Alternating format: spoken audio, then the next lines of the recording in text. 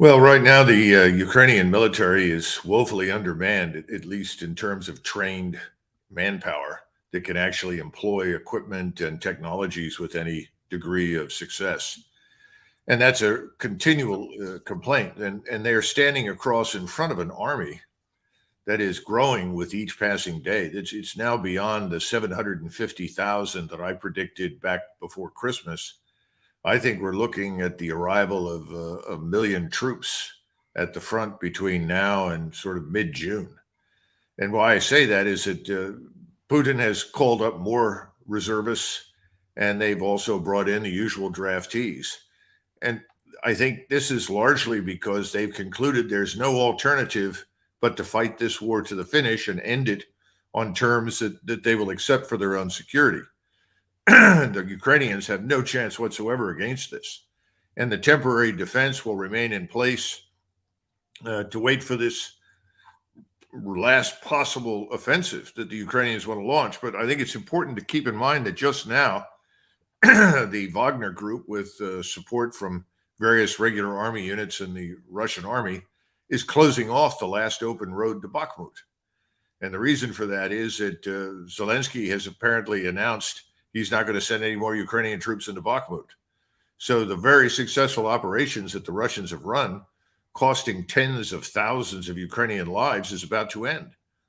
So they're going to close it off and wait for this counteroffensive that presumably will come end of April, sometime in May, who knows? I don't think it will amount to much because I just don't think they can concentrate the forces that are necessary to break through Russian defenses and make any difference whatsoever to the outcome of the war in Ukraine. I know that you and I and nearly all the people watching you right now put little stock in what General Petraeus has to say, but he appears to be a mouthpiece for the globalists. What is he talking about? Training centers in Great Britain, in Germany, and Ukraine itself, preparing new brigades. Where are these human beings, in his view, coming from? Well, the last time I looked, there were between 30 and 40,000 Ukrainians outside of Ukraine being trained in Great Britain, Germany, the United States, the Czech Republic, several other places. How good is this training? How much impact has it had? Well, most of the people that were trained there previously are now dead. They died months ago. These are presumably replacements. Are they going to learn enough to make any difference to the outcome of the war? There's no evidence for that at this point. We've already seen training accidents inside Ukraine with Leopard tanks and other kinds of armored fighting vehicles. And the equipment the Ukrainians are getting are extremely maintenance intensive. And we all know the problems with the infrastructure when it comes to maintenance and moving repair parts forward and so forth. So short answer is, I don't think this is going to make any difference. But I don't know anything beyond what I've told you about exact numbers, 30 to 40,000. Given the hundreds of thousands of Russian troops and their capabilities, I don't think it makes any difference. Do you know what this training is like? I mean, when I was an undergraduate, nothing like what you went through at West Point, I was in Army ROTC at Princeton, and my basic training was Fort Knox, Kentucky. You've probably been to Fort Knox. A few times. It was 6 weeks long, and I was ready to become a second lieutenant. I mean, is the training even 6 weeks long? It could be, might even be a little bit longer, but keep in mind, my maternal grandfather enlisted in the Army within 3 or 4 months, went off to be trained as an officer. He was a 6-week wonder in 1918 and sent to France.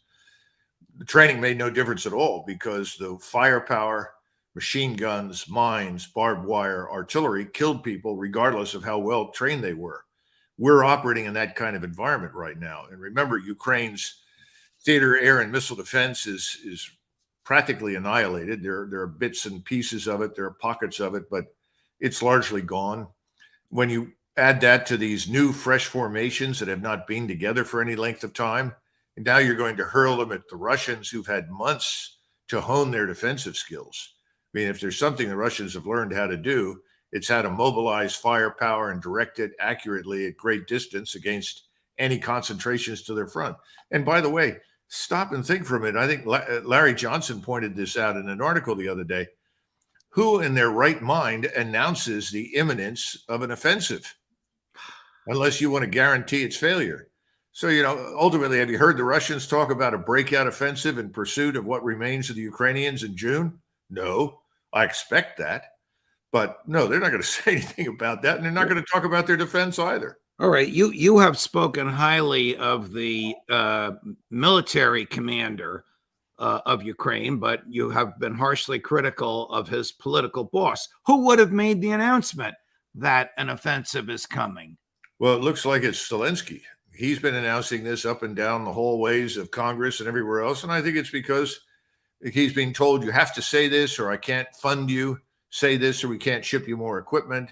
People are losing faith. And indeed, all the statements coming out of political leaders in NATO right now, people like Stoltenberg and others, are all designed, I think, to quote unquote stiffen resolve, build up support.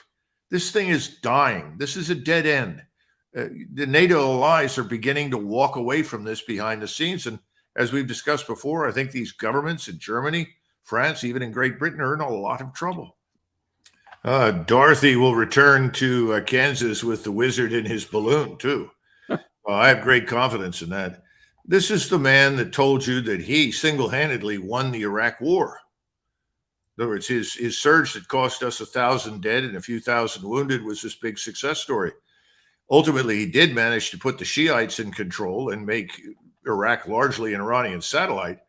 But when we finally withdrew from Iraq, we had to leave in the middle of the night. We had to go without telling anyone we were leaving, because if they had known we were leaving in columns from Baghdad, they'd have killed us. So that's one example of his victory. Then go to Afghanistan. How many lies have been told by him and by others about Afghanistan? What a great success story it was. And remember, Dave Petraeus was the man that built the Iraqi army. And we know how well that performed. Why does the establishment put forth spokespersons like this? What is their goal? To persuade the U.S. Congress to authorize President Biden to spend more money on Ukraine? Well, obviously, that's a critical goal. But there's something else. Remember, Churchill once said that the key to success is going from failure to failure without loss of enthusiasm. And the globalist neocons have taken that to heart. We've had nothing but failure, failure, and failure. We've had nothing but failure in Ukraine. And what are we going to do? We're going to double down and repeat it again, because we know if we do it and do it and do it, it'll eventually work. We went through this in Vietnam. This is nothing new. What is the likelihood of the Ukrainian offensive announced by General Petraeus being successful in the manner in which he described it? Is this all fanciful, or is there any likelihood, reasonable likelihood, to what he said actually happening? I'd give it 5 to 10% success probability. Again, warfare has changed. He's talking about warfare as though this were 1942, 43, 44. He's talking about tanks and infantry and so forth. Warfare today is decided by much greater powers. We don't talk about combined arms warfare anymore. Anybody who understands it, if you stop and talk to the Russian general staff and others, they'll talk about all arms integrative warfare. In other words, those ISR platforms and sensors of all kinds, manned and unmanned, that are overhead, all the strike systems, once again, drones, artillery, rockets, missiles, all of these things backed by mountains of ammunition and careful positioning and study of the terrain, which is easily dominated in that part of the world. And finally, hundreds of thousands of troops with lateral routes of movement up and down the front to rapidly move wherever it is necessary in order to stop any of these attempts at an offensive. So the first thing is you've got to get within 10 to 20 kilometers of your opponent. That's almost impossible now. They'll be obliterated before they come to grips with anybody. And anybody walking around out there is going to go away just as rapidly as unprotected tanks. They don't have the air defense capability to stop any of this. And that's the problem. So we can give them great intelligence. We can even tell them where we think they should attack. It's not going to make any difference. We know from the documents that were revealed, whatever you think of the morality of their revelation, they were revealed, they're out there.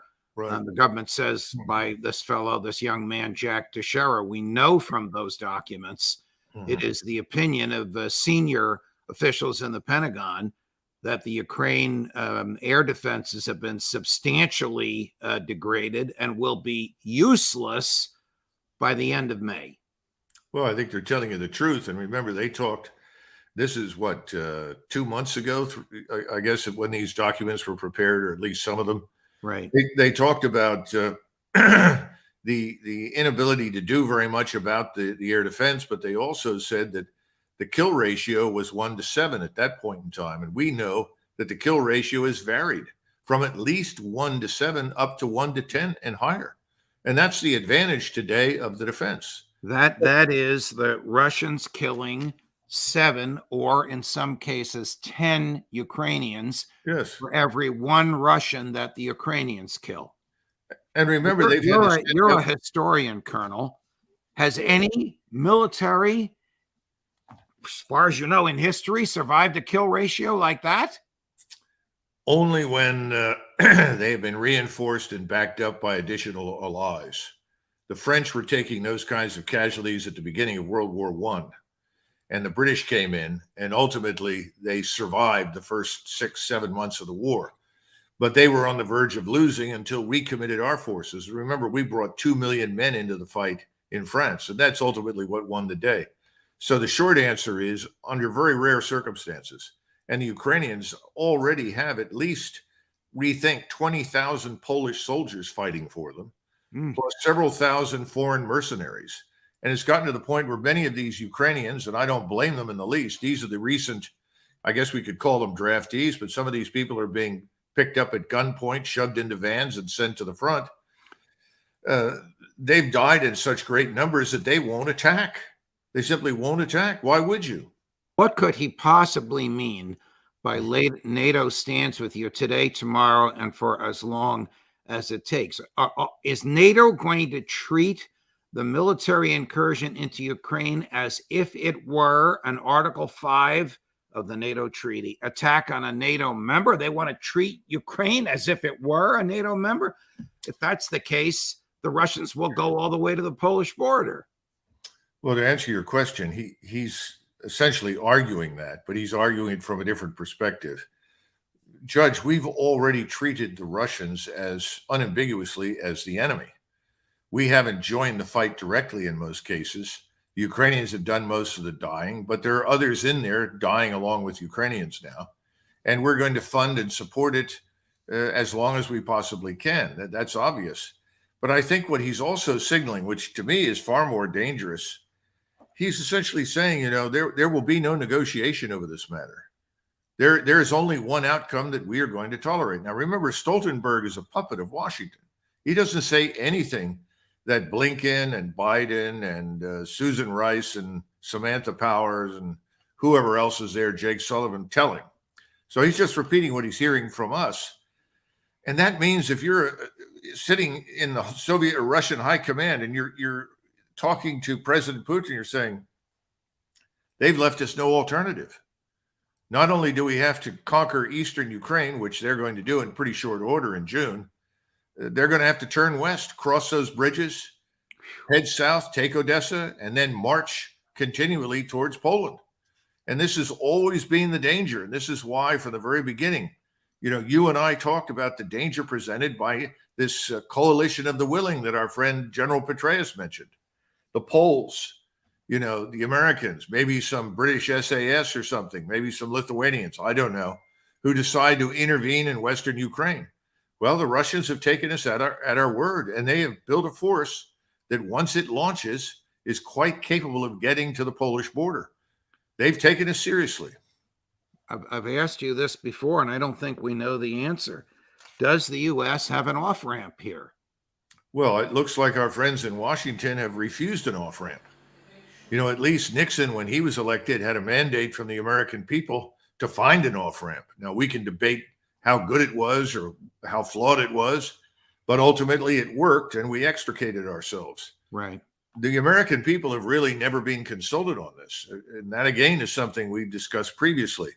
And there's no willingness to go to the American people and say, I want a mandate from you to do these things.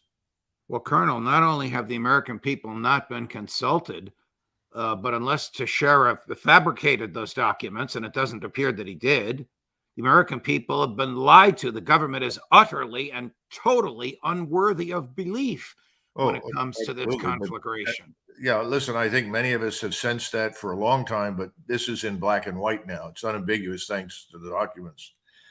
I'm beginning to think that there's only one thing that holds together both the government in Kiev or Kiev at this point and the government in Washington. Greed. Greed holds the military and the political leaders together because the politicians benefit. We've been through that before. We know that most of the cash is simply transferred to the building, the Pentagon, transferred to the various contractors in the defense industry. Then the equipment flows over there, trainers flow over there, people flow over there, but the majority of the wealth is just transferred here in Washington.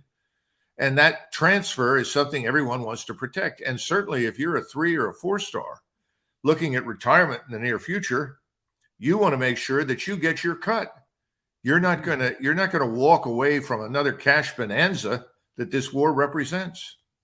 Here's a member of the German parliament. I don't know the fellow. It's a small minority party. His name is Rudiger Lukasen. We can't say that these weapons will bring victory to Ukraine or will lead to peace or even to a reduction of escalation. Therefore, yes, I would not send weapons to Ukraine, but would try to find an opportunity to start negotiations as soon as possible, because it cannot go on like this any longer. Yes. No one in the American Congress, no one in the British Parliament. I don't know if anybody in the French General Assembly has said it. This may be the first in the Bundestag to say it, but he said it, and it's out there.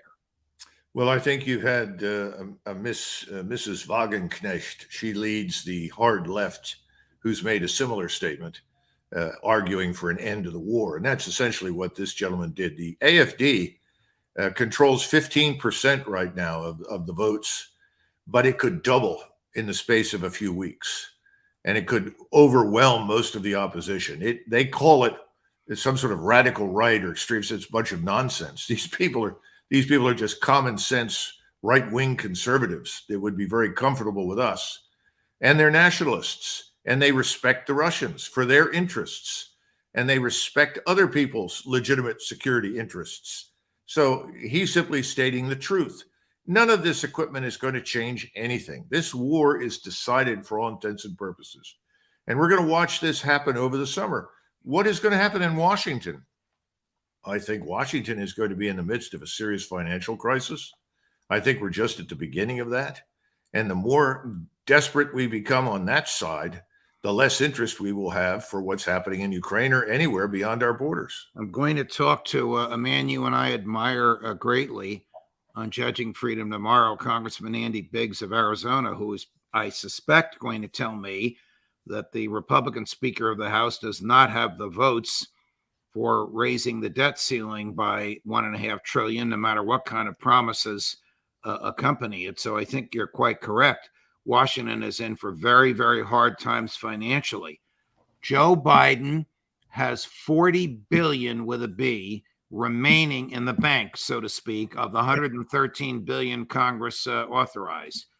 My bet is that he's going to spend it. No matter how tough things are financially in Washington, he's going to spend that $40 billion, whether it's cash or whether it's military equipment. What do you think? Well, we're on one of two paths right now. One path, which is the path everyone in Washington has chosen for decades, is print more money. The problem is, if you just print more money at this stage, you're going to go to hyperinflation. We're going to look a lot like Weimar Germany, or much worse. Certainly Argentina, maybe Brazil. So that's one path, and that, I think, is probably what the left wants to do. The other path is to stop spending, cut spending, and negotiate a new deal with your creditors. That's called default. We did that twice in 32 and 34 under FDR. We had no choice. We defaulted. We said, we're restructuring the debt. Well, this is the last chance, Judge, to restructure the debt. And the first thing you cut if you restructure the debt in spending, overseas military commitments quickly. Right. Halt. I know you have been critical of President Macron.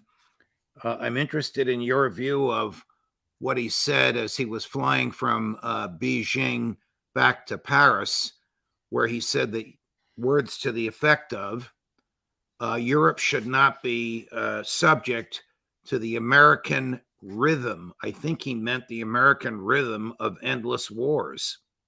Where's France on this? Are the French providing troops or material, or is he worried about getting impeached if he gets France involved in this war? Well, we all know that General Charles de Gaulle, when he became president, made similar remarks way into the 60s. That's one of the reasons he decided to pull France out of the military dimension of NATO. So they weren't part of that structure. Gradually, we've enticed them back in, first through intervention in the Balkans and Kosovo, subsequently in other places. I think he knows that that's a mistake. He probably has always known that, but now he's saying so in the hopes that he's going to get some credit for it. He's not. The population doesn't want to impeach Macron. They want him gone. If anything, he's on the path to becoming Louis XVI again. Tell our viewers what you told me about a brief conversation you had with President Trump when he asked you. I think it was about the Germans. I'm trying to remember what you said. You're ambushing me. I don't normally repeat what I discuss with presidents. And President Trump had great trust and confidence in me, and I told you to make a point, and the point is simply this: that until we leave Germany, until we get out of Europe ultimately, but certainly Germany, which is the principal foundation for our military power in Europe, the Germans aren't going to spend any money on defense. Why would they? Right. They're not going to spend money until they're forced to, until we're gone. Much to Trump's chagrin. Colonel, always a pleasure. Thank you so much for weighing in so forcefully and so in such a manner as to continue to teach all of us what's truly going on there. I don't know what it's going to take for the American government to tell the truth. I don't know what Lloyd Austin's going to say the next time he appears before the Senate Armed Services Committee. They must know that he lied the last time he was there when he said he expects a good spring and an even better winter on the part of the Ukraine forces. Those documents had been in his possession for 2 months at the time he said it. Well, lying, whether you are a 4-star or a senator or congressman, has been no bar to advancement. So I'm afraid that the lying is going to continue until finally the whole thing implodes. I think we're on the road to that. Ben Stein, he likes to say it'll go on until it can't. And I think your debt ceiling comment and observation is a very important one. And the question is, do we stop it now, or do we just let it continue until we are Sri Lanka writ large? Colonel, always a pleasure. Thank you very much. Thank you, Judge.